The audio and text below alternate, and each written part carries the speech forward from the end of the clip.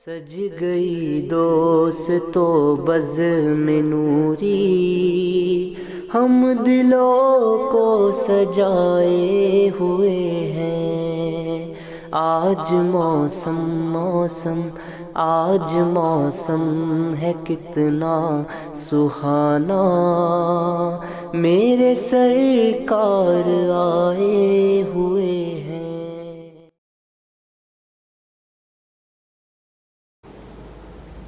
تصور میں عجب طیبہ کے منظر جاگ جاتے ہیں، تصور میں عجب طیبہ کے منظر جاگ جاتے ہیں، علم انگڑائی لیتا ہے سخنور جاگ جاتے ہیں۔ تم اپنے جیسا کہتے ہو تمہیں غیرت نہیں آتی، نبی کا پاؤں چھونے سے تو پتھر جاگ جاتے ہیں۔ اور خدا کے واسطے ذوق سماعت تم وضو کر لو، خدا کے واسطے ذوق سماعت تم وضو کر لو، نبی کا ذکر سننے سے مقدر جاگ جاتے ہیں۔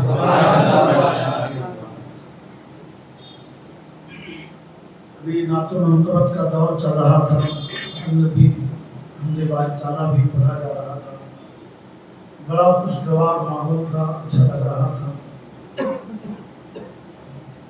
اچھا کیوں نہ لگے، حضور علیہ السلام کا ذکر ہی ایسا ذکر ہے کہ جس ذکر کو سننے کے بعد دلوں کی باتیں کھل جاتی ہیں، مرجھایا ہوا غنچہ چٹک جاتا ہے، اور ایک مومن کے لیے اس سے بڑی بات نہیں کہ اس کے سامنے اس کے محبوب کا ذکر چھیڑ دیا جائے۔ اپنا معیار زمانے سے جدا رکھتے ہیں، ہم تو محبوب بھی محبوب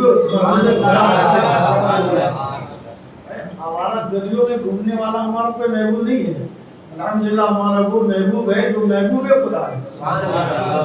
تو ان کا ذکر چھڑ جائے تو پھر پروانوں کی کیفیت کیا ہو سکتی ہے آپ سمجھ سکتے ہیں۔ شمع کی بات ہو اور پروانے خوش نہ ہو، ایسا کبھی ہوا؟ الحمدللہ میں دیکھ رہا ہوں کہ تعداد تو لوگوں کی بہت کم ہے، لیکن جذبے کی کمی نہیں ہے، الحمدللہ۔ اور مداحان رسول بھی یہ کے بعد گرے آپ کے درمیان آئے، الحمدللہ بہت ہی پیارے لب و لہجے میں انہوں نے آپ تک حضور علیہ السلام کی نعتیں پہنچائی، اور آپ کی سماعتیں بھی اچھی کہ الحمدللہ آپ نے برداشت نہیں کیا بلکہ سنا ہے۔ ایک ہوتا ہے کہ ہم برداشت کر رہے ہیں یا کرتے ہیں، آپ نے برداشت نہیں کیا، آپ نے سنا ہے۔ اللہ تعالیٰ حضور علیہ السلام کی سچی محبت ہمارے دلوں میں اتارتے ہیں۔ فقہاء کرام فرماتے ہیں کہ اگر تم چاہتے ہو کہ مدینے والے مصطفیٰ سے تمہارا رابطہ مضبوط ہو، وفا کا رشتہ قائم ہو، تمہارے سینے میں عشق رسول پیدا ہو، تو نعت پاک پڑھا کرو۔ یہ عاشقوں کا کام ہے، نعت پاک کا پڑھنا یہ عاشقوں کا کام ہے، اور الحمدللہ نعت پاک پڑھنے والوں کو حضور علیہ السلام نے دعاؤں سے نوازا ہے۔ اب وہ نعت تحت میں ہو، نظم میں ہو، یا پھر ترنم میں ہو یا لے میں ہو، تقریری انداز میں ہو یا پھر شاعری کے انداز میں ہو، حضور کی نعت اگر پڑھی جاتی ہے، حضور فرماتے ہیں کہ اللہ تعالیٰ اس کے منہ کو سلامت رکھے جو میری مدح سرائی کرتا ہے۔ حضور کے چچا نے ایک موقع پر کہا تھا نا کہ یا رسول اللہ، میرا جی چاہتا ہے کہ میں آپ کی نعت آپ کو سناؤں۔ کہا چچا سنائیے، کہا ایسے نہیں، پہلے اپنے صحابہ کو جمع کرو۔ سبحان اللہ۔ جانتے ہیں غزوہ تبوک سے صحابہ کرام لوٹ رہے تھے، اور اسی وقت کی بات ہے کہ انہوں نے کہا کہ حضور میں آپ کی نعت آپ کو سنانا چاہتا ہوں۔ تو جب آقا نے کہا کہ سناؤ، تو حضرت عباس فرمانے لگے ایسے نہیں، پہلے پورے غلاموں کو جمع کرو. تو 70,000 سے 1,00,000 کے قریب مجمع تھا. 70,000 سے 1,00,000 کے قریب درمیان کا مجمع تھا. سارے صحابہ بیٹھ گئے. صدر مجلس میرے آقا تھے اور حضرت عباس اس مجلس کے الحمدللہ ناطخہ تھے. اب نعتیں جو انہوں نے پڑھی ہے، نعتیں کیا تھی؟ حضور علیہ السلام کی آمد کا ذکر تھا. وقت میں گنجائش نہیں ورنہ میں بتاتا. آپ کو بتانا یہ ہے کہ کس طرح حضرت آدم کے پشت میں رہے اور پھر دنیا میں آئے، اور پھر حضرت نوح کی کشتی کیسے بچائی، حضرت ابراہیم کو آگ سے کیسے بچایا، اسماعیل کو ذبح ہونے سے کیسے بچایا، اور سارے انبیاء کرام کے گویا کہ پیشانیوں پر آپ کا نور کیسے چمکتا رہا، اور پھر آپ کا ظہور مکہ معظمہ میں کیسے ہوا. یہ پورا کا پورا بیان الحمدللہ اشعار کی شکل میں حضرت عباس نے فرمایا.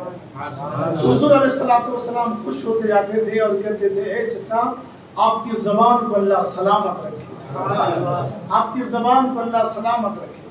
اس سے معلوم ہوا کہ نعت خواں جب نعت پاک پڑھتے ہیں تو انہیں حضور علیہ السلام کی دعاؤں سے حصہ ملتا ہے. ان کا منہ، ان کا چہرہ کبھی خراب نہیں ہوتا. نعت خواں جب مر جاتا ہے نا تو اس کا چہرہ ڈھکا نہیں جاتا بلکہ زمانے کو دکھایا جاتا ہے. اور ادھر والے ہیں جب وہ مر جاتے ہیں تو ان کے چہرے کو ڈھکا جاتا ہے، کیونکہ مرنے کے بعد چہرہ ہی بگڑ جاتا ہے. الحمدللہ جو خوشبودار سنی مسلمان ہوتا ہے بعد مرنے کے بھی اس کا چہرہ دمکتا چمکتا ہوا ہوتا ہے. تو نعت پاک کا پڑھنا اور سننا بڑی سعادت کی بات ہے. الحمدللہ 2-3 شعر اگر آپ کی اجازت ہو تو میں بھی پڑھ دوں. درود پاک پڑھیں صلی اللہ علیہ وسلم. صلاۃ و سلام علیک یا رسول اللہ صلی اللہ علیہ وسلم. میرا غرض یہ نہیں ہے کہ میں کوئی نعت خواں ہوں یا میری آواز اچھی ہے تو گویا کہ میں اپنی قابلیت آپ تک پہنچاؤں. نہیں، میرا غرض یہ ہے کہ ثنا خانوں کے فہرست میں ہمارا بھی نام جڑ جائے. کوئی بڑھیا حضرت یوسف کو خریدنے آ رہی تھی نا، تو کچا سوت لے کے آ رہی تھی. لوگوں نے کہا کہاں جا رہی ہو؟ تو کہنے لگی یوسف کو خریدنے جا رہی ہوں. کہا یوسف کو خریدنے کے لیے تو کروڑ پتی ارب پتی لوگ آئے ہیں، تم کیا لے کے جا رہی ہو؟ تو کہنے لگی کچا سوت ہے ہمارے پاس، اسی کے بدلے میں خریدوں گی. تو کہا جہاں کروڑوں لوگ لے کر گئے ہیں وہاں تمہارے کچے سوت کا کیا کام ہے؟ تو وہ ضعیفہ کہنے لگی خرید نہ سکوں گی تو کم از کم خریدنے والوں کے لسٹ میں ہمارا نام تو آ جائے گا.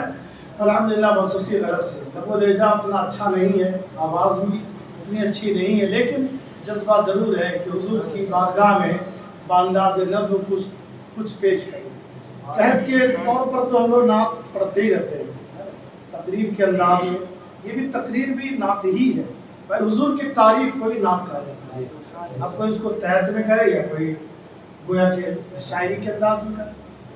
تو شریف پڑھے اللہم صلی علی حبیبنا محمد بارک وسلم صلاۃ و سلام علیک یا رسول اللہ.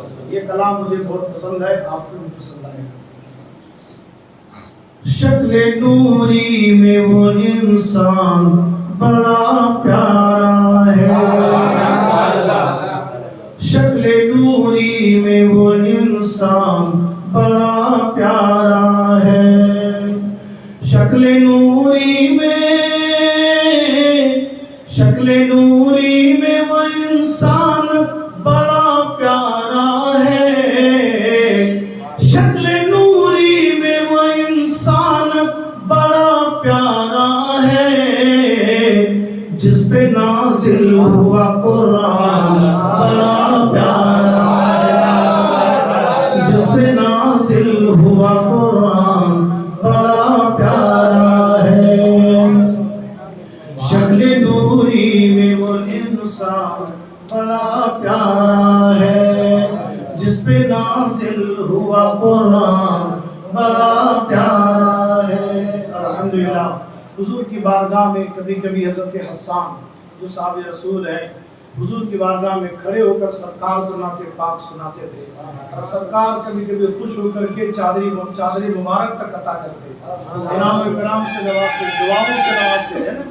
تو نعت پاک کا سنانا حضرت حسان کی سنت اور سننا سرکار کی سنت.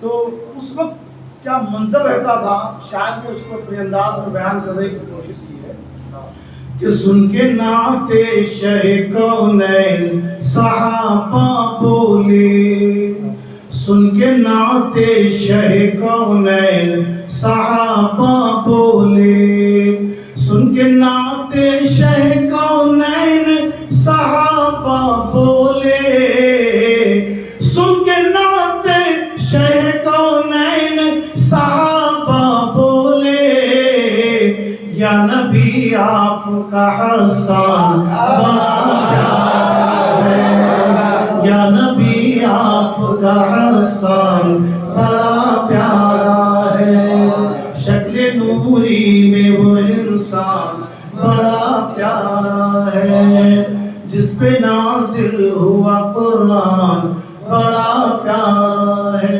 اور اس مہینے کے حوالے سے، اس مہینے کی تاریخ کو، واقعات کو اور حضور علیہ السلام کی آمد کو، حضور کے وہ ان ایام کو جن ایام میں آپ عالم طفولیت میں تھے، یاد کر کے اپنے ذہنوں میں رکھ کر کے میرا یہ شعر سماعت کرے کہ گود میں لے کے محمد کو حلیمہ بولی، گود میں لے کے محمد کو حلیمہ بولی، گود میں لے کے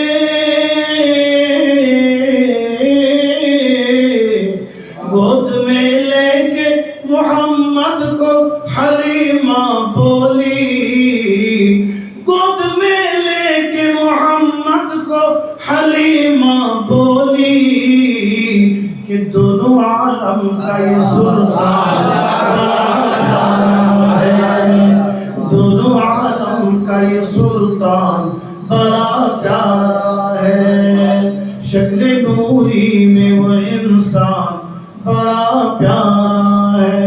اور واقعہ سماعت فرمائے گا کہ بخل دریا بھی رواں ہو کے مچل کر بولا، خشک دریا بھی رواں ہو کے مچل کر بولا، خشک دریا بھی رواں ہو کے مچل کر بولا، خشک دریا بھی رواں ہو کے مچل کر بولا، کہ میرے فاروق کا فرمان بڑا پیارا ہے، میرے فاروق کا فرمان بڑا پیارا ہے، شکل نوری میں وہ انسان بڑا پیارا ہے، جس پہ نازل ہوا قرآن بڑا پیارا ہے.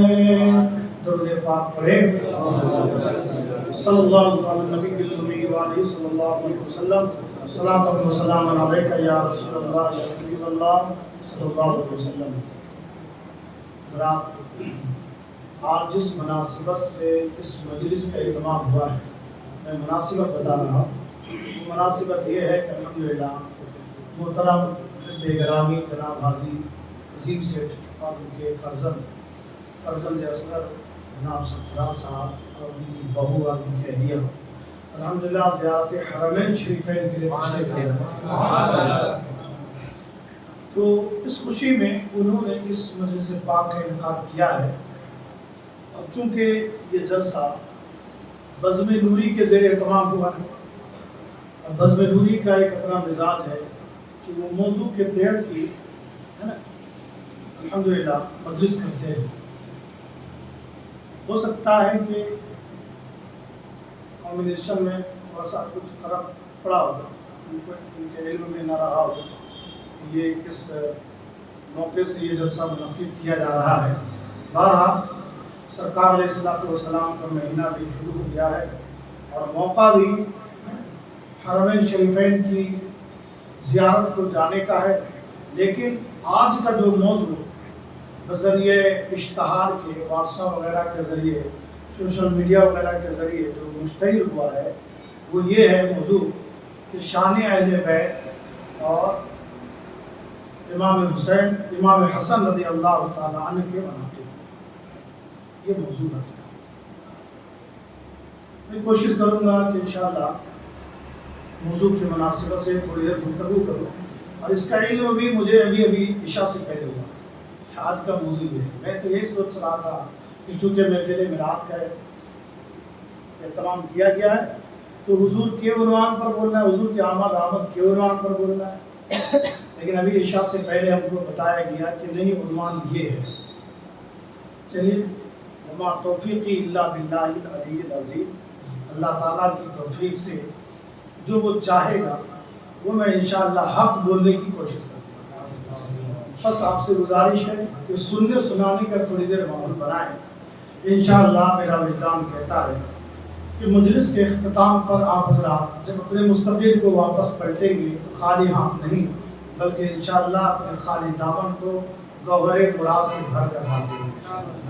درود پاک میں صلی اللہ علیہ وسلم، صلاۃ و سلام علیک یا رسول اللہ یا حبیب اللہ صلی اللہ علیہ وسلم۔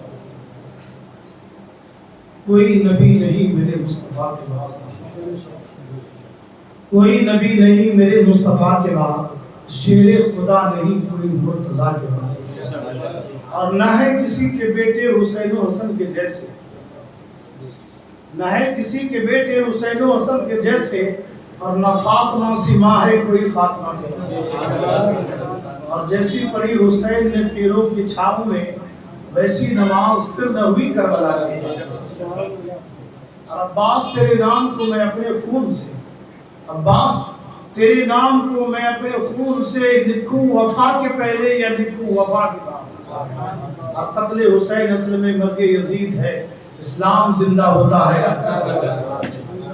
دور حیات آئے گا قاتل فضا کے بعد، ہے ابتدا ہماری بے انتہا کے بعد۔ حضرات گرامی، ہم سب کی عظیم مشترکہ خوش نصیبی ہے کہ آج ہم سب اس عظیم الشان مجلس میں شرکت کی سعادت حاصل کر رہے ہیں کہ الحمدللہ جن کا ذکر کرنا عبادت ہے، جن کا ذکر سننا عبادت ہے، جن کی مجلس میں بیٹھنا عبادت ہے۔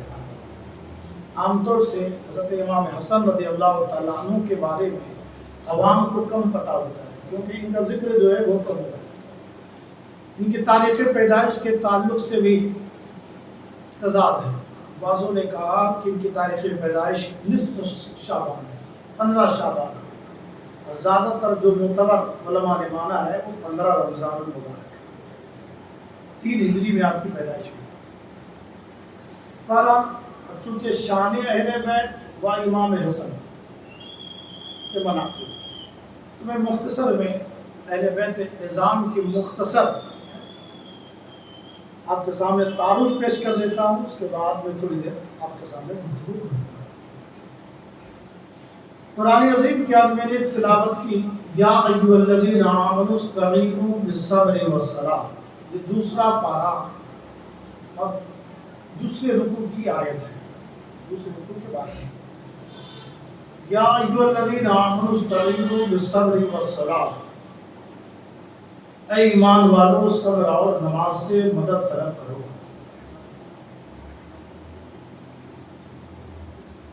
ان اللہ مع الصابرین، بے شک اللہ صبر کرنے والوں کے ساتھ ہے۔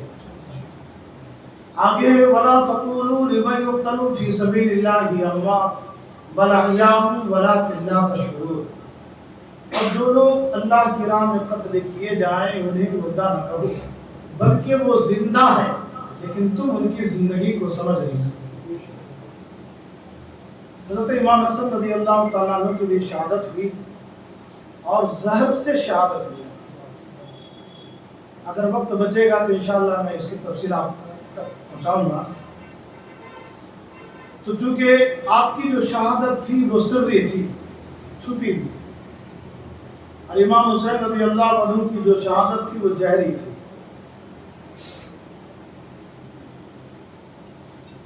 امام حسن بھی اہل بیت سے ہیں، امام حسین بھی اہل بیت سے ہیں۔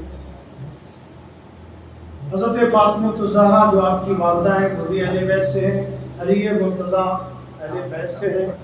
الحمدللہ سرکار علیہ السلام کی کل ازواج اہل بیت سے ہیں، حضور کی کل بیٹیاں اہل بیت سے ہیں۔ حضور علیہ السلام کے خاندان کے خاص طور سے وہ افراد جو حضور کے زمانے میں صاحب ایمان ہوئے سب اہل بیت سے ہیں۔ بعضوں نے کہا، بعضوں سے مراد جو ہمارا حریف جماعت ہے شیعہ لوگ، وہ یہ کہتے ہیں حضور کی ایک ہی بیٹی تھی، جبکہ معتبر روایتوں سے ثابت ہے کہ سرکار کی 4 بیٹیاں تھیں۔ کتنی بیٹیاں؟ 4 بیٹیاں تھیں۔ اور وہ جو یہ کہتے ہیں کہ ان کی ایک ہی بیٹی تھی، وہ اس حوالے سے بات کرتے ہیں کہ چونکہ جب نجران کے عیسائیوں سے مباہلہ ہوا تھا تو مباہلے میں سرکار علیہ السلام اپنی ایک ہی بیٹی کو لے کر گئے تھے۔ اگر 4 بیٹی ہوتی تو چاروں کو لے کر جاتے، یہ وہ حوالہ پیش کرتے ہیں۔ ایک ہی کو لے کر کیوں گئے؟ ایک ہی کو لے کر گئے مطلب یہ ہے کہ ان کی ایک ہی بیٹی تھی، جبکہ معتبر روایت یہ ہے حضور کی 4 بیٹیاں تھیں۔ ایک کا نام سیدہ زینب ہے، ایک کا نام سیدہ رقیہ ہے، ایک کا نام سیدہ ام کلثوم ہے، اور سب سے چھوٹی بیٹی کا نام سیدہ خاتون جنت فاطمہ الزہرا ہے۔ یاد رہے گا یہ سب نام آپ کو؟ آج ہم لوگ کو ہیرو ہیروئنوں کا تو نام پتا ہے، کرکٹروں کا تو نام پتا ہے، ریسلروں کا نام پتا ہے، لیکن اگر نام پتا نہیں ہوتا تو صحابہ کرام کا، حضور کی ازواج کا، حضور کی بیٹیوں کا، عشرہ مبشرہ کا، پیغمبروں کا، مشہور ہے نا، فرشتوں کا، مشہور پیغمبروں کا نام پتا نہیں ہوتا۔ یاد رکھیں گے انشاءاللہ۔ تو وہ لوگ ہی حوالہ دیتے ہیں کہ حضور کی ایک ہی بیٹی تھی، فاطمہ الزہرا رضی اللہ عنہا، جبکہ معاملہ یہ ہے کہ سرکار کی 4 بیٹیاں تھیں، اب لے کر کیوں نہیں گئے؟ اگر ہوتی اور بیٹیاں تو سرکار لے کر جاتے، یہ ان کا اعتراض ہے۔ اب ہمارا جواب سنو۔ سرکار کی بے شک 4 بیٹیاں تھیں، اور پہلی بیٹی جناب رقیہ کا وصال 2 ہجری میں ہوئی۔ کا وصال ہوا 2 ہجری میں۔ حضرت زینب کا وصال 8 ہجری میں، اب غور کرنا ہے، اور حضرت ام کلثوم کا وصال 9 ہجری میں، اور نجران کے عیسائیوں کے ساتھ جو مباہلہ ہوا وہ 10 ہجری میں۔ بتائیے 10 ہجری سے پہلے ہی 3 بیٹیاں وصال کر گئی، تو اب جو وصال کر گئی ان کو کیسے لے جایا جاتا؟ جواب مل گیا نا؟ اس وقت موجود ایک ہی بیٹی تھی۔ آئیے حاجی صاحب آگے آئیے۔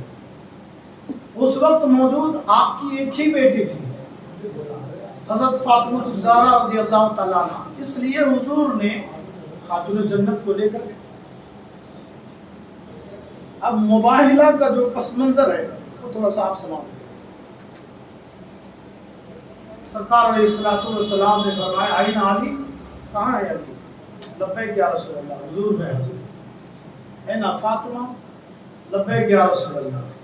اين حسن؟ اين حسین؟ سب کو بلایا سرکار نے، اور بلانے کے بعد آقا کریم صلی اللہ علیہ وسلم نے اپنی چادر کے نیچے سب کو لے لیا۔ چونکہ چادر کے نیچے آنے والی حضرات اتنی تھے، کتنے تھے؟ انہی کو پنجتن کہا جاتا ہے۔ اور اسی وقت حضور علیہ السلام نے دعا فرمائی، اللہم اہل بیت، اے اللہ یہ میرے گھر والے ہیں، اے اللہ یہ میرے گھر والے ہیں، پروردگار عالم ہر ایک کجی سے، ہر ایک ناپاکی سے انہیں خوب ستھرا کر دے۔ الحمدللہ اللہ تعالیٰ نے وعدہ فرمایا محبوب تیرے گھر والوں کو میں خوب ستھرا کر دوں گا، اور آیت نازل فرما دی انما یرید اللہ لیذھب عنکم الرجس اہل البیت ویطہرکم تطہیرا۔ بے شک اللہ یہی تو چاہتا ہے کہ اہل بیت کو وہ خوب ستھرا کر دے اور ہر ناپاکی کو ان سے دور کر دے، اور الحمدللہ وہ اللہ نے کر دیا۔ میرے عزیزوں، میرے رشتہ داروں، اب چونکہ حضور نے اس موقع پر فرمایا کہ یہ میرے اہل بیت ہیں، اسی سے کچھ لوگوں کو مغالطہ ہوا اور وہ یہ کہنے لگے کہ اہل بیت صرف پنجتن ہے، جبکہ بات یوں نہیں۔ حضور کی کل ازواج یعنی آپ کی بیویاں سب اہل بیت میں، حضور کی ساری بیٹیاں، حضور کے کل اولاد سب اہل بیت میں ہیں۔ حضرت علی کرم اللہ وجہ الکریم، امام حسن، امام حسین، حضرت فاطمہ اور ان کی تینوں بہنیں سب اہل بیت میں ہیں۔ اور سرکار علیہ السلام کی ظاہری حیات طیبہ میں حضور کے گھرانے والوں میں سے جن جن لوگوں نے اسلام قبول کیا اور عین ایمان کی حالت میں دنیا سے گئے، الحمدللہ وہ سب اہل بیت میں سے ہیں۔ اب حضور علیہ السلام کے پاس جب عیسائی آئے، میں اب مباہلہ کا تھوڑا سا پس منظر آپ کو دے رہا ہوں۔ کچھ عیسائی آئے اور کہنے لگے کہ آپ عیسیٰ علیہ السلام کو کیا مانتے ہیں؟ آقا کریم فرماتے ہیں کہ میں اللہ کا نبی مانتا ہوں، اللہ کا پیغمبر مانتا ہوں۔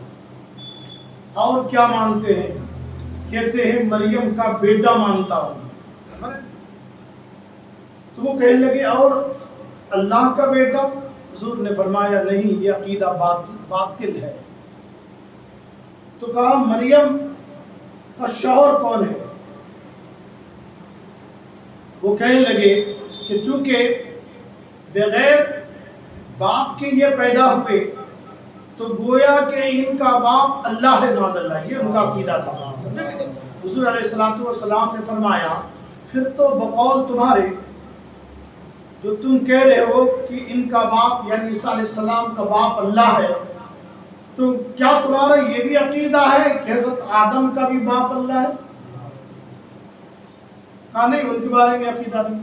کہا جب ان کے بارے میں عقیدہ رکھتے ہو تو پھر ان کے بارے میں بھی تم کو ماننا پڑے گا۔ اس پر بحث ہو گئی۔ جب بحث ہوئی تو وہ کہنے لگے ہم تم سے مباہلہ کریں گے۔ سرکار علیہ السلام نے فرمایا کہ ٹھیک ہے، مباہلہ کر لو۔ مباہلہ کیا ہوتا ہے؟ ایک ہوتا مناظرہ، مناظرے میں دونوں فریقین دلیلیں اپنی اپنی رکھ کر کے بات کو ثابت کرنے کی کوشش کرتے ہیں، اور مباہلہ ہوتا ہے کہ دونوں فریقین حاضر ہو جاتے ہیں اور ایک دوسرے پر لعنت کرتے ہیں، یا پھر آگ رکھی جاتی ہے اور اس آگ میں کودنے کی بات کی جاتی ہے۔ جو گویا کہ ہلاک ہو گیا وہ جھوٹا تھا اور جو بچ گیا وہ سچا، یہ مباہلہ ہوا کرتا تھا۔ تو طے یہ ہوا کہ ٹھیک ہے مباہلہ کر لو۔ مباہلہ میں یہ ہوگا کہ تم بھی اپنے بچوں کو، گھر والوں کو لا لو، ہم بھی اپنے گھر والوں کو لا لیں، اور دونوں ایک دوسرے پر لعنت کریں، جو ہلاک ہو جائے وہ جھوٹا اور جو قائم رہے وہی سچا۔ یہ طے ہو گیا، تاریخ کا بھی اعلان ہو گیا۔ قرآن کی آیت بھی آ گئی، قُلْ نَدْعُو أَبْنَاءَنَا وَأَبْنَاءَكُمْ وَنِسَاءَنَا وَنِسَاءَكُمْ وَأَنفُسَنَا وَأَنفُسَكُمْ ثُمَّ نَبْتَهِلْ فَنَجْعَلْ لَعْنَةَ اللَّهِ عَلَى الْكَاذِبِينَ۔ اے محبوب، آپ ان کے درمیان یہ اعلان کر دو کہ تم بھی اپنے بیٹوں کو لے آؤ، ہم بھی اپنے بیٹوں کو لے آتے ہیں، سبحان اللہ۔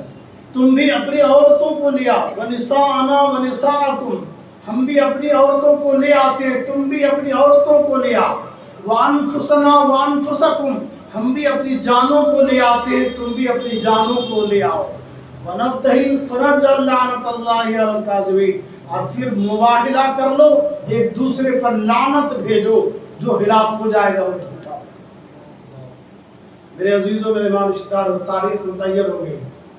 اب جس جگہ مباہلہ ہونا ہے، جس تاریخ کو ہونا ہے، اس تاریخ کو اس مقام پر جانے کی جب باری آئی تو حضور علیہ السلام نے دیگر اور کسی کو نہیں بلایا، حضرت علی کو بلایا، حضرت فاطمہ الزہرا کو بلایا، حضرت امام حسن کو بلایا اور امام حسین کو گود میں اٹھایا۔ امام حسین چھوٹے تھے، امام حسین چھوٹے تھے، غالباً اس وقت ان کی عمر 4 سال یا 3 سال ہی ہوئی، 3 سال ہی ہوئی۔ تو حضور علیہ السلام نے امام حسین کو گود میں لیا، امام حسن کی انگلی پکڑی ہے نا، اور آگے آگے سرکار چل رہے ہیں اور ان کے پیچھے جناب علی چل رہے ہیں اور سب سے پیچھے جناب فاطمہ چل رہی ہے، سبحان اللہ۔ اور اس طرح سے یہ چھوٹا سا قافلہ چل پڑا۔ جیسے ہی مقام مباہلہ میں جب یہ قافلہ پہنچا ہے تو نجران کے عیسائی وہاں پہلے سے حاضر ہیں اور بڑے زرق اور برق لباس کے ساتھ حاضر ہیں، شاہانہ لباس میں ملبوس ان کے بڑے بڑے پادری حاضر ہیں۔ انہوں نے یہ خیال کیا تھا کہ میرا صرف وہ لباس دیکھیں گے چمکتا ہوا اور اسی سے وہ مروب ہو جائیں گے۔ ہمارے سامنے وہ ٹک نہ سکیں گے، ہمارے روب اور جلال سے وہ ہمارے سامنے ٹھہر نہ سکیں گے، یہ ان کا خیال تھا۔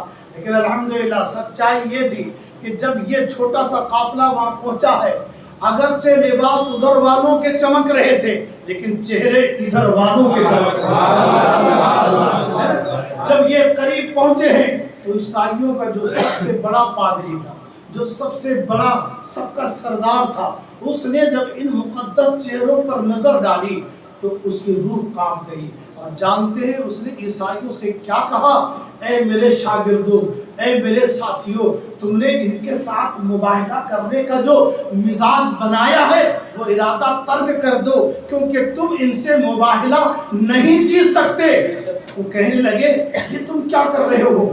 ہم نے تو تم پر بھروسہ کیا تھا، ہماری جماعت کے امیر تم ہو، ہماری جماعت کا سب سے بڑا عالم تم ہو، ہماری جماعت کا سید اور سردار تم ہو، ہم تم پر بھروسہ کیے تھے کہ تم ہمیں مباہلہ جتاؤ گے اور تمہارے دم پر ہم پوری دنیا میں فخر کے ساتھ جئیں گے اور زمانے کے ساتھ اپنی قابلیت اور اپنی لیاقت کا لوہا منوائیں گے، لیکن یہ تم کیا کہہ رہے ہو؟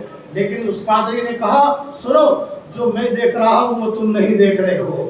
خدا کی عزت کی قسم، خدا کو تو وہ بھی مانتے تھے، خدا کی عزت کی قسم میں دیکھ رہا ہوں کہ اگر پیغمبر اسلام نے اگر ہمارے ضرر کے لیے ہمارے حق میں اگر انہوں نے بد دعا کر دی، اور یہ جو چہرے نظر آ رہے ہیں ان چہرے والوں نے اگر ان کی بد دعا پر آمین کہہ دی تو سن لو، تا دم آخر یعنی قیامت تک کے لیے عیسائیت کا پوری دنیا سے خاتمہ ہو جائے گا، تم میں کا کوئی ایک بھی نہ بچے گا۔ بہتری یہی ہے کہ میری بات مانو، بہتری یہی ہے کہ مباہلہ کا ارادہ ترک کر دو۔ میرے عزیزو، وہ پھر آئے سرکار کے قریب اور معذرت طلب کرنے لگے، پیغمبر اسلام ہم آپ سے مباہلہ نہیں کرنا چاہتے، ہم آپ سے الجھنا نہیں چاہتے، ہم آپ سے لڑنا نہیں چاہتے، آپ اپنے رستے سے اپنے مستقل کو چلے جائیں اور ہم لوگوں کو اپنی راہ لینے دیں۔ سرکار علیہ السلام نے فرمایا کہ ٹھیک ہے، تو پھر وہ اپنی راہ چلے گئے اور سرکار اپنے گھر والوں کو لے کر کے واپس آ گئے۔ سرکار فرماتے اس کے بعد کہ خدا کی عزت و جلال کی قسم جس کے قبضے میں میری جان ہے، اگر آج یہ مباہلہ ہو جاتا، حضور فرما رہے اگر آج یہ مباہلہ ہو جاتا اور ان کے حق میں ضرر کی دعا اگر ہماری ہوتی اور میرے یہ گھر والے یعنی جناب مشکل کشا مولا علی، یعنی جناب حسن، جناب حسین، جناب فاطمہ اگر میری دعا پر آمین کہہ دیتی تو ان کے چہرے خنزیر کے بن جاتے، بندر کے بن جاتے، اور صبح قیامت تک کے لیے ان کی ایک نسل کا کوئی شخص باقی نہیں رہتا۔ میرے عزیزوں، میرے ایمان رشتہ دار ہو، یہ ہے اہل بیت اعظام، یہ اہل بیت کی شان۔ سرکار علیہ السلام نے حجت الوداع کے مبارک موقع پر ارشاد فرمایا، اے لوگوں میں تمہارے درمیان دو بھاری چیزیں چھوڑ کر جا رہا ہوں۔ کیا فرمایا؟ دو بھاری چیزیں چھوڑ کر جا رہا ہوں، ایک قرآن اور دوسری میری اہل بیت۔ تم ان کے دامن کو بہت مضبوطی سے تھامے رکھنا، اگر ان کے دامن کو تم نے مضبوطی سے تھام لیا تو تم کبھی گمراہ نہیں ہوگے، سبحان اللہ، تم کبھی گمراہ نہیں ہوگے۔ حضرات، کبھی آپ نے اس فلسفے پر غور کیا کہ حضور علیہ السلام نے یہ کیوں فرمایا کہ میں تمہارے درمیان بھاری چیز چھوڑ کے جا رہا ہوں، اور اگر تم نے ان دونوں کا دامن مضبوطی سے تھام لیا تو تم کبھی گمراہ نہیں ہوگے بلکہ ہدایت یافتہ ہو جاؤ گے۔ اور وہ دو چیزیں کیا؟ حضور نے فرمایا کہ پہلا ہے کتاب اللہ، میں تمہارے درمیان اللہ کی کتاب چھوڑ رہا ہوں، اور دوسری اہل بیت کو تمہارے درمیان چھوڑ رہا ہوں، ان کے دامن کو مضبوطی سے تھامے رہنا، اگر تم نے ایسا کیا تو تم کبھی گمراہ نہیں ہوگے۔ حضرات گرامی، آپ دیکھیں دنیا میں الحمدللہ قرآن اور اہل بیت ہمیشہ ساتھ رہے۔ عظمت قرآن اہل بیت بیان کرتے رہے، اور اہل بیت کی عظمتوں کو قرآن بیان کرتا رہا، اور جب جب بھی ناموس قرآن کی باری آئی، ناموس قرآن کو بچانے کی باری آئی، تو الحمدللہ اہل بیت آ گیا ہے۔ سرکار نے فرمایا کہ میری اہل بیت کی مثال حضرت نوح علیہ السلام کی کشتی کے مثل ہے۔ جس طرح حضرت نوح کی کشتی میں جو لوگ سوار ہو گئے وہ بچ گئے، اور جو سوار نہ ہوئے وہ ہلاک ہو گئے، اسی طرح میری اہل بیت کی مثال کشتی نوح کی طرح ہے۔ جو ان سے لپٹا رہے گا، ان سے منسلک رہے گا، ان کے دامن سے چپٹا ہوا رہے گا، وہ نجات یافتہ ہو جائے گا، اور جو ان سے دور ہو جائے گا وہ ہلاک ہو جائے گا۔ قرآن عظیم کے 4 پارے میں ہے وَاعْتَصِمُوا بِحَبْلِ اللَّهِ جَمِيعًا وَلَا تَفَرَّقُوا، اور اے لوگو اللہ کی رسی کو مضبوطی سے پکڑ لو اور فرقوں میں نہ بٹو۔ امام جعفر صادق رضی اللہ تعالیٰ عنہ اس آیت کریمہ کے تحت فرماتے ہیں کہ الحمدللہ اللہ کی رسی ہم اہل بیت ہیں، جو ہم سے لپٹا رہا وہ کامیاب ہو گیا، اور جو ہم سے دور ہوا وہ ہلاک و برباد ہو گیا۔ تو حضور علیہ السلام نے فرمایا کہ میری اہل بیت، میرے گھر والوں کی مثال حضرت نوح علیہ السلام کی کشتی کی مثل ہے۔ جس طرح ان کی کشتی میں حضرت نوح نے کشتی بنائی تھی نا، الحمدللہ جس جگہ یہ کشتی بنی، جو کوفہ کی جامع مسجد ہے نا، اس کے آنگن میں یہ کشتی بنی، الحمدللہ اس کے ہم لوگوں نے زیارت کی ہے، اور جہاں سے طوفان نوح کا آغاز ہوا اس جگہ کی بھی الحمدللہ ہم لوگوں نے زیارت کی ہے۔ حضرت نوح علیہ السلام اللہ کے نور سے ایک بہت بڑی کشتی بنا رہے تھے، بہت بڑی، تو کوفہ والے ہنستے تھے، کہتے تھے کہ یہ نوح کیا کر رہے ہیں، یہاں پانی کا اتا پتہ نہیں اور تم کشتی بنا رہے ہو، بھائی کشتی چلے گی کائی میں۔ حضرت نوح خاموش رہتے تھے، لوگ تانے دیتے تھے، تانوں کو سنتے تھے، کیونکہ اللہ کا حکم آیا ہوا تھا کشتی بناؤ، اور بہت بڑی کشتی بناؤ، اور بہت بڑی کشتی بنانے میں الحمدللہ جبریل علیہ السلام ان کی مدد فرما رہے تھے۔ کشتی تیار ہو گئی، طوفان نوح کا جب آنے کا وقت ہوا تو اللہ اکبر، وہاں پر ایک تنور ہے، آج بھی نشانی کے طور پر عراقیوں نے اس کو محفوظ رکھا ہے۔ اسی تنور سے پانی کا آغاز ہوا تھا، پانی نکلنا شروع ہوا تھا۔ اب پانی اس قدر نکلا، اس قدر نکلا، اس قدر نکلا کہ پوری دنیا میں پانی ہی پانی تھا، پوری دنیا میں، حتیٰ کہ جو دنیا کے سب سے اونچے اونچے پہاڑ ہوتے ہیں ان پہاڑوں سے بھی کئی میل اونچا پانی تھا۔ اب آپ سوچیں کہ کتنا پانی نکلا، زمین سے بھی پانی نکلتا تھا، آسمان سے بھی پانی برستا تھا۔ تو حضرت نوح کو حکم ہوا کہ اے نوح ایک کام کرو، جتنے بھی درندے ہیں، پرندے ہیں، چرندے ہیں، سب کا ایک ایک جوڑا اس میں رکھنا۔ سارے جانوروں کے بھی جوڑے اس میں رکھے گئے، اور جو حضرت نوح پر ایمان لائے ہوئے تھے ان سب کو اس میں رکھا گیا ہے۔ اور باقی اب چونکہ حضرت نوح علیہ السلام سے وہ چڑھتے تھے، جلتے تھے، کڑتے تھے، تو وہ کشتی میں انہوں نے بیٹھنا پسند نہ کیا، تو وہ سب زمین پر رہے، تو جو زمین پر رہے وہ سب ہلاک ہو گئے، اور جو کشتی میں آئے الحمدللہ وہ سب محفوظ رہے۔ بتانا یہ ہے کہ حضرت نوح علیہ السلام کی کشتی کی طرح سرکار نے اہل بیت کو فرمایا کہ میرے اہل بیت جو ہیں حضرت نوح کی کشتی کی طرح ہے، جو ان سے لپٹ گیا، ان کے دامن سے منسلک ہو گیا وہ کامیاب و کامرا ہو جائے گا، اور جو دور ہو گیا وہ ضائع ہو جائے گا۔ اب سرکار نے صحابہ کرام کے بارے میں فرمایا اصحابی کالنجوم بأیہم اقتدیتم اہتدیتم، میرے صحابہ آسمان ہدایت کے ستارے ہیں۔ بولے سبحان اللہ۔ حضور نے کیا فرمایا؟ آسمان ہدایت کے ستارے ہیں۔ اور اہل بیت کے بارے میں فرمایا کہ یہ سفینہ نوح کی طرح ہے۔ اب دیکھیے آج سے 1400 سال پہلے جو دریائی راستوں میں جو سفر کیا جاتا تھا نا، کشتی وغیرہ کے ذریعے سفر کیا جاتا تھا، اور کشتی میں جو لوگ سفر کرتے تھے خاص طور سے راتوں میں، تو ان لوگوں کو سمت سفر کو متعین کرنے کے لیے نگاہ ستاروں پر رکھنا پڑتا تھا۔ ستاروں سے ان کو پتہ چلتا تھا کہ ہم کو اس دشا میں جانا ہے، ہمیں مغرب کی طرف جانا ہے، ہمیں مشرق کی طرف جانا ہے، ہمیں گویا کہ پورب کی طرف جانا ہے یا پچھم کی طرف جانا ہے، تو ستارے بتاتے تھے۔ تو اب آپ بتائیے کہ کشتی پر چلتے وقت ستاروں پر نظر رکھنا کتنا ضروری ہوتا ہے۔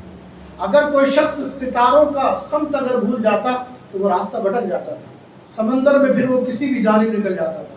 تو جو ملاح ہوا کرتا تھا اس کی نظر ہے نا، اس کی نظر ستارے پر ہوتی تھی، چلا وہ کشتی راہ وہ تھا لیکن نظر اس کی ستارے پر ہوتی تھی، کیونکہ ستارے ہی راہ بتاتے تھے اس زمانے میں۔ آج کی طرح اس زمانے میں رڈار نہیں تھا یا آلائیں نہیں تھی کہ وہ آلائیں اور وہ اوزار اور وہ مشینیں اور وہ رڈار بتاتے کہ تمہارا سمت یہ ہے، تمہارا سمت سفر یہ ہے، تمہیں اس جانب جانا ہے، تمہاری منزل ادھر ہے، نہیں، بلکہ اس زمانے میں یہ سب کچھ تھا نہیں۔ تو ستاروں کو وہ رڈار کے طور پر الحمدللہ استعمال کرتے تھے۔ تو میرے عزیزوں، میرے ایمان رشتہ داروں، سرکار علیہ الصلوۃ والسلام نے کتنے پتے کی بات کہی کہ بیٹھو ادھر اور دیکھو ادھر، یعنی بیٹھو کشتی پر اور نظر رکھو ستاروں پر۔ اگر تم نے ایسا کیا، اگر تم نے ایسا کیا کہ بیٹھا ادھر، اہل بیت کے سفینے میں تم بیٹھے اور نظر تم نے اگر ستاروں پر رکھی، یعنی آسمان ہدایت کے ستارے کن کو کہا حضور نے؟ صحابہ کرام کو۔ اصحابی کالنجوم بأیہم اقتدیتم اہتدیتم، میرے کل صحابہ آسمان ہدایت کے ستارے ہیں۔ یہ نہیں فرمایا کہ کوئی ایک صحابی، بلکہ کل صحابہ، تم جن کی بھی اقتدا کرو گے ہدایت یافتہ ہو جاؤ گے، تم جن کی بھی پیروی کرو گے ہدایت یافتہ ہو جاؤ گے۔ ہمارے سارے صحابہ آسمان ہدایت کے ستارے ہیں الحمدللہ۔ سرکار نے یہ نہیں فرمایا کہ صرف ابو بکر ہے یا صرف عمر ہے یا صرف عثمان ہے، صرف علی ہے، صرف عشرہ مبشرہ ہیں، صرف عبیدہ ابن جراح ہے، عبد الرحمن بن عوف ہے، جناب بلال ہیں، جناب گویا کہ عبیدہ ہے وغیرہ وغیرہ، یا سعد ہیں۔ سرکار نے نام نہیں لیا بلکہ فرمایا میرے کل صحابہ آسمان ہدایت کے ستارے ہیں، تم جن کی بھی پیروی کرو گے ہدایت یافتہ ہو جاؤ گے، منزل سے ہم کنار ہو جاؤ گے، منزل مقصود تک پہنچ جاؤ گے۔ تو الحمدللہ سرکار نے اپنے چند جملوں میں اپنے امتیوں کو سمجھا دیا کہ اگر تم منزل مقصود تک پہنچ جانا چاہتے ہو، خدا کا قرب پا لینا چاہتے ہو، جنت حاصل کر لینا چاہتے ہو، میرا قرب حاصل کر لینا چاہتے ہو، تو تمہارے لیے ضروری ہے کہ اہل بیت کی کشتی میں بیٹھو اور نظر صحابہ کرام پر رکھو، یعنی ستاروں پر رکھو۔ اگر تم نے ایسا کیا تو تم ساحل نجات سے ہمکنار ہو جاؤ گے۔ میرے عزیزوں، میرے رشتہ داروں، آقا کریم صلی اللہ علیہ وسلم نے یہ نہیں فرمایا کہ میں تمہارے درمیان عظیم چیز چھوڑ کے جا رہا ہوں، بلکہ یہ فرمایا بھاری چیز چھوڑ کے جا رہا ہوں، بھاری چیز چھوڑ کے جا رہا ہوں۔ عظیم چیز بولتے یا قیمتی بولتے تو قیمتی تو سونا چاندی بھی قیمتی ہوتی ہے، یا روپیہ پیسہ بھی قیمتی ہوتا ہے، اس کو تو ہاتھ میں رکھ کر یوں پھونک دیا جائے تو اڑ جائے۔ لیکن سرکار کیا فرما رہے ہیں؟ بھاری چیز چھوڑ کے جا رہا ہوں۔ اللہ اکبر۔ اب دیکھیں آپ، سرکار اس جانب اشارہ کر رہے تھے کہ میں تمہارے درمیان دو بھاری چیز چھوڑ کے جا رہا ہوں، ایک کتاب اللہ اور اہل بیت۔ سبحان اللہ۔ ایک کتاب اللہ، اہل بیت، اور اہل بیت کی مثال ابھی آپ نے سنا۔ میرے بھائیوں، آقا کریم فرما رہے تھے کہ میرا بیٹا جب کربلا میں ہوگا، ظلم اور جبر کی آندھی چلے گی لیکن اسے ہلا تک نہ سکے گی۔ سبحان اللہ، اسے ہلا تک نہ سکے گی۔ آج ہوا بھی یہی، امام حسین رضی اللہ تعالیٰ عنہ نے میدان کربلا میں یہی درس دیا نا۔ لوگ کہہ رہے تھے اے حسین آپ پر ظلم ہو رہا ہے، آپ پر جبر ہو رہا ہے، آپ کچھ بولتے کیوں نہیں؟ آپ فرماتے ہیں کہ قرآن کہہ رہا ہے اے ایمان والو صبر اور نماز سے مدد کرو، مدد طلب کرو، ان اللہ مع الصابرین، اللہ صبر کرنے والوں کے ساتھ ہے۔ تو سنو، وہ جابر ہیں جبر کر رہے ہیں، میں صابر ہوں صبر کر رہا ہوں۔ ان کے ساتھ ظالم ہیں، ہمارے ساتھ اللہ ہے۔ سبحان اللہ، سبحان اللہ۔ میرے عزیزوں، میرے ایمانداروں، امام حسن کے ساتھ بھی ایسا ہی ہوا۔ انہیں پتا تھا انہیں زہر کس نے دیا، انہیں پتا تھا زہر کس نے دیا۔ امام حسین نے بار بار پوچھا بھیا ایک بار بتا دو تمہیں زہر کس نے دیا، ایک بار بتا دو تمہیں زہر کس نے دیا، ایک بار بتا دو۔ امام حسن فرماتے ہیں کہ میں تمہیں نہیں بتاؤں گا، میں نے اپنے قاتل کو اللہ کے حوالے کر دیا ہے، وہی اس قاتل سے نپٹے گا۔ اللہ اکبر۔ 3 بار امام حسن کو زہر دیا گیا، 3 بار، لیکن باوجود اس کے آپ نے صبر و تحمل سے کام لیا۔ اور آپ کے صبر و تحمل کا اگر مزاج دیکھنا ہے تو آؤ میں آپ کو دکھاؤں۔ آپ الحمدللہ خلیفہ راشد ہیں، امام حسن جو ہیں خلیفہ راشد ہیں میرے بھائی، देखिए, जो मैं ये बातें आपको बता रहा हूँ ना, बड़ी बड़ी तकरीरों के जलसों में आपको ये बात नहीं मिलेगी आपको, है ना? तो आप इसको सुन लीजिए और गिरा बांध करके अपने ज़हन फिक्र में रख लीजिए। हज़रत इमाम हसन का सब्र मैं आपको बता रहा हूँ। आप खलीफा राशिद हैं। सरकार ने फरमाया था ना कि मेरे बाद खिलाफत राशिदा 30 बरस तक रहेगी। कितने बरस तक? 30 बरस तक। हुजूर का विसाल हुआ, खलीफा कौन बने? हज़रत अबू बकर सिद्दीक, है ना? ज़हन नशीन करते जाए। हुजूर के विसाल के बाद खलीफा कौन बने? हज़रत अबू बकर सिद्दीक रज़ियल्लाहु अन्हु। कितने साल रहे खलीफा? 2.5 साल तक। उनके विसाल बाकमाल के बाद खलीफा कौन बने? हज़रत उमर फारूक रज़ियल्लाहु ताला। कितने साल खलीफा रहे? 10 बरस। आपकी शहादत के बाद खलीफा कौन बने? हज़रत उस्मान ज़ुन्नूरैन रज़ियल्लाहु ताला।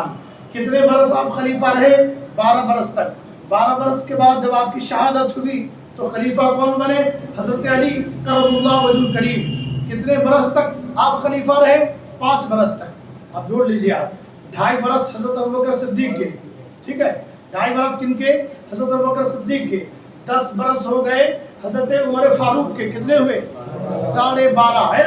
और 12 बरस हज़रत उस्मान ज़ुन्नूरैन के। कितने हो गए? 24.5। और 5 बरस हज़रत मौला अली के। कितने हो गए? 29.5। और 6 महीना हज़रत इमाम हसन का। इस तरह से खलीफा राशिद 4 नहीं, खलीफा राशिद 5 है।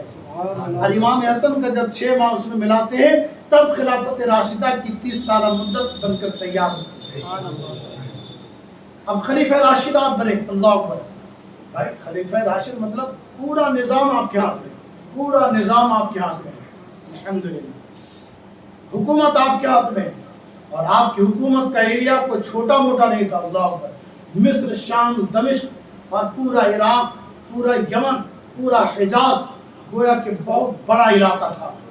लेकिन एक जानिब मिस्र वगैरह की तरफ हज़रत अमीर मुआविया काबिज़, और इधर इमाम हसन की खिलाफत को उन्होंने तस्लीम नहीं किया ना। हज़रत मौला अली की भी खिलाफत को तस्लीम नहीं किया था हज़रत अमीर मुआविया ने। तो अब उम्मत जो 2 धड़े में बटी हुई थी। अब इमाम हसन के ज़माने में एक तरफ से 60,000 फौज आ गई, दूसरी तरफ से 40,000 फौज आ गई, यानी पहाड़ों के मिस्र फौज जमा हो गई। अब आप सोचें कि वो दोनों फौजें अगर टकरा जाती तो उम्मत का क्या होता। अल्लाह अकबर। इमाम हसन रज़ियल्लाहु ताला अन्हु ने जब देखा कि पहाड़ जैसी फौज सामने खड़ी है और कोई भी शख्स उस वक्त तक फतह नहीं हासिल कर सकेगा जब तक कि वो मुखालिफ समत के लोगों को बड़ी तादाद में कत्ल न कर दे। भाई जो मुकाबिल में आए हैं, जब तक उनके बंदे बड़ी तादाद में कत्ल किए नहीं जाएंगे तब तक उन पर कोई फतह नहीं पा सकेगा। यही मामला दोनों तरफ का था। इमाम हसन ने जब ये सूरत हाल देखा तो आपने चंद शर्तों के साथ खिलाफत को हज़रत अमीर मुआविया के हाथों विड्रॉ कर दिया। आपने कहा कि ऐ अमीर मुआविया, मैं चाहता हूँ कि उम्मत के लोगों का खून बहाने से बेहतर है कि आप ही खलीफा बने, आप ही हुकूमत का बागडोर अपने ज़िम्मे लें। मैं इससे दस्तबरदार होता हूँ, लेकिन मेरी चंद शर्तें हैं। उन चंद शर्तों में क्या था? वो ये कि मौला अली मुश्किल कुशा के ज़माने से जो लोग मुकर्रर हुए हैं कुछ इलाकों में, गवर्नर वगैरह, उनको हरगिज़ ना हटाया जाए, उनको उनके ओहदों पर बहाल रखा जाए।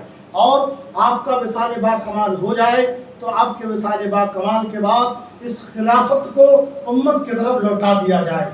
यानी अगर मैं ज़िंदा रहूँ तो फिर इस ओहदे पर मैं फिर से फाइज मराम हूँगा, है ना? ये भी मुआहिदा हुआ और चंद मुआहिदे और हुए। हज़रत अमीर मुआविया ने सब माना और उसके बाद हज़रत इमाम हसन रज़ियल्लाहु ताला अन्हु ने अल्हम्दुलिल्लाह सरकार अलैहिस्सलातु वस्सलाम की बशारत के मुताबिक, हुजूर की बशारत के मुताबिक हज़रत इमाम हसन ने खिलाफत को हज़रत अमीर मुआविया के हाथों में सौंप दिया। याद करें, ताजदार मदीना राहत क़ल्ब सीना सल्लल्लाहु अलैहि वसल्लम एक रोज़ खुतबा इरशाद फरमा रहे मस्जिद नबी शरीफ में, सुभान अल्लाह। और खुतबा इरशाद करते, जुमा का खुतबा दे रहे हैं, जुमा का खुतबा, और जुमा का खुतबा इरशाद फरमाते हुए ऐ उसी आलम में हज़रत इमाम हसन जो छोटे थे लड़खड़ाते हुए मस्जिद नबी में दाखिल हो गए। चले आ रहे हैं, कभी चलते हैं फिर गिरते हैं, फिर उठते हैं फिर चलते हैं, फिर गिरते हैं फिर चलते हैं। सरकार से देखा न गया, मिंबर रसूल से नीचे आ गए और बढ़ करके हसन मुज्तबा को सीने से उठा सीने पे उठा लिया, सुभान अल्लाह। और गोद में उठा करके आका लेकर मिंबर पर तशरीफ ले गए और अपनी गोद में उनको बिठा लिया, सुभान अल्लाह। और खुतबा इरशाद फरमा रहे हैं, कभी सरकार उम्मत को देखते हैं और कभी सरकार इमाम हसन को देखते हैं। और उसी मौके पर फरमाया था, इब्नी हाजा इब्नी, मेरा ये बेटा सैयद है, हाजा इब्नी सैयदुन, मेरा ये बेटा सैयद है।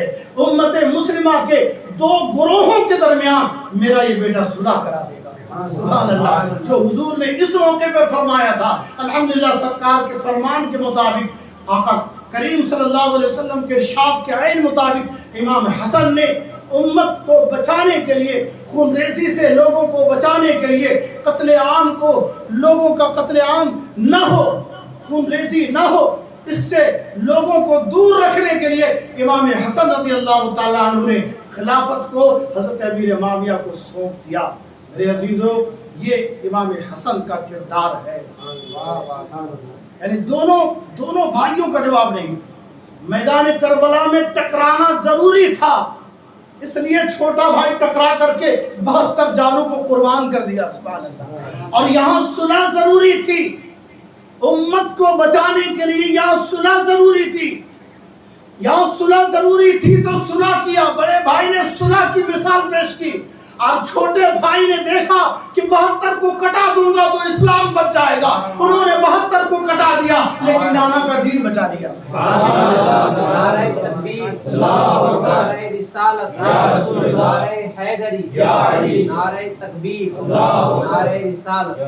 न छोटे भाई का जवाब है, न बड़े भाई का जवाब है, सुभान अल्लाह। इमाम हुसैन तो फरमाया करते थे, मेरा बड़ा भाई इमाम हसन मेरे भी कायद है, मेरे भी कायद है, मेरे भी इमाम है, सुभान अल्लाह।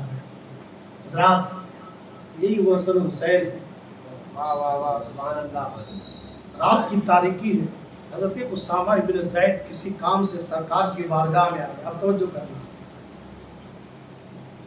जिस काम से आए थे हुजूर ने उनका काम कर दिया, वो जाने लगे, थोड़ी दूर गए और फिर पलट कर आए। कहते हुजूर, आपने जो कंबल ओढ़ा हुआ है ऐसा लगता है कि कुछ छुपाया हुआ है आपने। हुजूर, आपके कंबल के नीचे क्या है? अब हज़रत उसामा जो थे, ये सरकार अलैहिस्सलातु वस्सलाम के मुंह बोले बेटे के बेटे थे और सरकार के गुलाम के बेटे थे। बावजूद इसके हुजूर ने हज़रत उसामा को इस तरह पाला था, अल्लाह अकबर, कि उनकी नाक बहती थी तो सरकार साफ कर देते। कई बार हुजूर की बारगाह में जब जाना होता किसी और वक्त में, तो हज़रत अली जैसों को हज़रत उसामा से है ना मदद लेना पड़ता है। उसामा, ज़रा पता करना सरकार कहाँ है, मेरी रहनुमाई कर, हुजूर से मिलना है, हुजूर से मिलकर कुछ बातें करना है, ऐ उसामा मेरी मदद कर। तो उसामा इतना ज़्यादा कुर्बत रखते थे, सुभान अल्लाह। आप सोचें, वो हज़रत उसामा जब मक्का फतह हुआ ना, तो हुजूर जिस ऊँटनी पर सवार होकर के मक्का में दाखिल हो रहे थे, जानते हैं आज हम लोग मोटरसाइकिलों पर बच्चों को सामने रखकर घुमाते हैं, अल्हम्दुलिल्लाह ब्याह नहीं, उस ऊँटनी पर सरकार हज़रत उसामा को आगे बिठा करके और मक्का फतह के रोज अल्हम्दुलिल्लाह मक्के में दाखिल हो रहे हैं। गुलाम के बेटे के साथ हुजूर का ये सलूक है, तो नवासों के साथ क्या सलूक है? अल्लाह अकबर। मेरे अजीजों, मेरे मानदारों, आका करीम सल्लल्लाहु ताला अलैहि वसल्लम है अपने दोनों, हज़रत उसामा ने कहा, या रसूल अल्लाह, मुझे ऐसा लगता है कि आपने अपने पहलू में कुछ छुपा रखा है, हुजूर बताइए ना क्या है। तो आका करीम सल्लल्लाहु अलैहि वसल्लम ने क्या किया, कंबल जो ओढ़ रखा था कंबल को यूँ खोल दिया, और जब खोला तो क्या देखा, दाएं जानिब इमाम हसन है और बाएं जानिब इमाम हुसैन। और फिर सरकार फरमाते हैं, फिर सरकार दुआ करने लगे, ऐ अल्लाह, ये मेरे बेटे हैं, मेरी बेटी के बेटे हैं। क्या फरमाया, ऐ अल्लाह, ये मेरे बेटे हैं, मेरी बेटी के बेटे हैं, मालिक मैं इनसे मोहब्बत करता हूँ, तू भी इनसे मोहब्बत कर, और ऐ अल्लाह, जो इनसे मोहब्बत करे तो उनसे भी मोहब्बत फरमा। सुभान अल्लाह, सुभान अल्लाह। जो इनसे मोहब्बत करे तो उनसे भी मोहब्बत फरमा। मालूम हुआ कि अहले बैत से जो मोहब्बत करते हैं, अल्लाह उनसे मोहब्बत करता है। सुभान अल्लाह। एक रोज इमाम हसन को, इमाम हुसैन को ताजदार मदीना राहत क़ल्ब सीना सल्लल्लाहु अलैहि वसल्लम दोनों को अपने कंधे पर बिठा करके और अपने घर में यूं घुटनों के बल चल रहे थे, गोया उनका दिल बहला रहे थे। इतने में साहिब कश्फुल मौजूद ने ये वाक़या लिखा है कि इतने में हज़रत उमर आ गए और आकर कहने लगे वाह वाह क्या सवारी है। क्या कहा उन्होंने? वाह वाह क्या सवारी है। तो सरकार अलैहिस्सलातु वस्सलाम फरमाते हैं उमर तुमने सवारी देखी सवार नहीं देखा। तुमने सवारी देखी सवार न देखा तुमने? या रसूल अल्लाह मैं सवार को भी देख रहा हूँ सवारों को भी देख रहा हूँ। आका फरमाते हैं कि ए उमर अगर तुम्हारा ये ख्याल है कि सवारी जो है वो सैयदुल अंबिया है तो ए उमर ये भी तो देखो जो सवार है वो सैयदुल शुहदा है, वो जन्नती जवानों के सरदार है, वो जन्नती जवानों के सरदार है। मेरे अजीजों मुतअद्दिद मरतबा हुजूर अलैहिस्सलातु वस्सलाम अपने नवासों को कंधे पे बैठा करके मदीना मनोवरा की गलियों में घुमा करते थे। कोई नाना भी ऐसा करता है बच्चों के साथ, अपने नवासों के साथ? आमतौर से बहुत कम लोग ऐसा करते हैं, लेकिन सरकार का आप करम देखो, उल्फत देखो, मोहब्बत देखो, उनसियत देखो, अपने नवासों के साथ कैसा सुलूक फरमाते थे। सुभान अल्लाह। एक कंधे पे इमाम हसन है, एक कंधे पे इमाम हुसैन है और मदीना मनोवरा की गलियों में टहल रहे हैं। बच्चों ने ख्वाहिश जाहिर की हुजूर हमें लगाम भी चाहिए। तो सुभान अल्लाह सरकार अलैहिस्सलातु वस्सलाम ने अपनी जुल्फे पकड़ा दी। सुभान अल्लाह। बल्कि एक रिवायत में तो यहाँ तक मिलता है कि नाना फलां के बच्चे जब सवारी पर सवार होते हैं तो उनकी सवारी आवाज़ भी करती है, वो कुछ बोलती भी है, तो हुजूर अलैहिस्सलातु वस्सलाम बोल करके भी उनका दिल बहलाया करते हैं। मेरे भाइयों कौन ऐसा करता है नवासों को? लेकिन सुभान अल्लाह सरकार अलैहिस्सलातु वस्सलाम नवासों का इस अंदाज में दिल बहला रहे हैं और मदीना मनोवरा की गलियों में उन्हें अपने कंधों पे बिठा करके और लगाम के तौर पर अपनी जुल्फों को पकड़ा करके घुमा रहे हैं। सुभान अल्लाह। मेरे अजीज़ों आप कहेंगे ये इत्तफाक की बात है, ये इत्तफाक की बात है, बच्चे इस तरह का मुतालबा किया करते हैं, लेकिन मैं कहूँगा कि ये किसी और की बात होती तो इत्तफाक पर मबनी इसको तसव्वुर कर लिया जाता। ये किसी और की बात नहीं है, ये उम्मत के गमखार की बात है, ये रब के दिलदार की बात है, ये सारे नबियों के इमाम की बात है। ये इत्तफाक पर मबनी नहीं हो सकता, ज़रूर इसमें कुछ न कुछ हिकमत होगी। मैंने जब इस पर गौर किया तो बात समझ में ये आई कि सरकार नवासों को ये बार बार अपने कंधों में बिठा करके मदीना की गलियों में जो घुमाते हैं, ऐसा क्यों करते हैं? जब मैंने इस पर गौर किया तो मैं इस नतीजे पे पहुंचा कि कहीं न कहीं सरकार उन बच्चों को ज़हन दे रहे हैं, तरबियत फरमा रहे हैं कि मेरे बेटो आज तुम्हारा बोझ मेरे कंधे पर है, कल उम्मत का बोझ तुम्हारे कंधों पर है। तकबीर, नारे रिसालत, नारे तकबीर। आज हमारी लगाम तुम्हारे हाथों में है, कल उम्मत की लगाम तुम्हारे हाथों में होगा। खबरदार उस वक्त तुम्हारे पाए से बात में लफ्जिश न आने पाए। तूफान चलेंगे, आंधियां चलेंगी, जबर और जुल्म से तुम्हें टकराना पड़ेगा, लेकिन खबरदार उस वक्त सब्र और शुक्र का दामन छूटने ना पाए। अल्हम्दुलिल्लाह कहीं न कहीं तरबियत के जरिए आका करीम सल्लल्लाहु अलैहि वसल्लम ने उन बच्चों को, नवासों को जो ज़हन दिया था, ऐन उस तरबियत के मुताबिक दोनों नवासों ने आका करीम सल्लल्लाहु अलैहि वसल्लम से आलम तखय्युल में किया हुआ वादा अल्हम्दुलिल्लाह पूरा फरमा।